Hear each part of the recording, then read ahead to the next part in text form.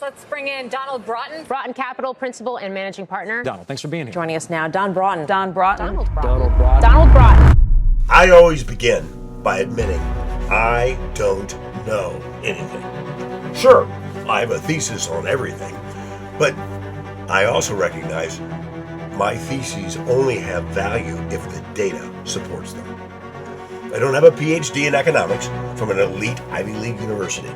Instead, I've spent decades studying freight flows, the historical patterns, the segments of the economy they represent, and this provides me a differentiated, unemotional point of view.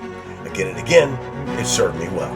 It's helped me look smarter than I know I am. In January 2020, after evaluating the collapse in international air freight volumes, we published reports warning that the COVID virus could create a global financial crisis as severe as 2008.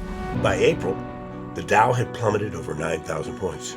We changed course, turned bullish, and began aggressively buying equity.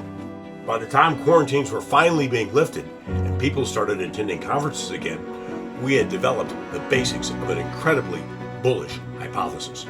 In October 2021, at this conference, we unveiled our great post-COVID boom thesis.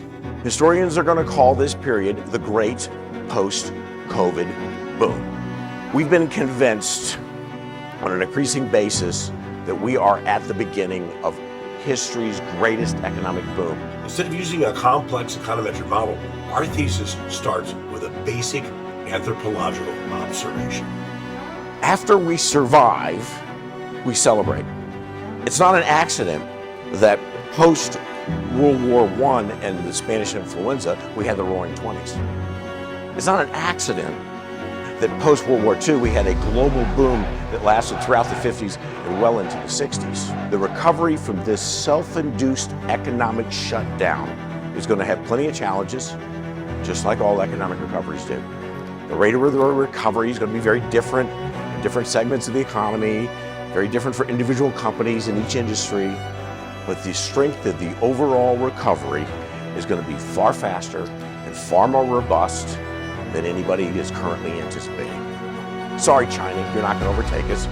Our exports are going to grow faster than our imports at such a pace that within the next 10 years, we will have a trade surplus, not a trade deficit, and we will be the world's largest exporter by the end of this decade. Throughout my career, I made a series of bold predictions that seemed outlandish, crazy at the time, based on freight flows, that later turned out to be true. I look forward to telling you about what freight flows are showing us, telling us today.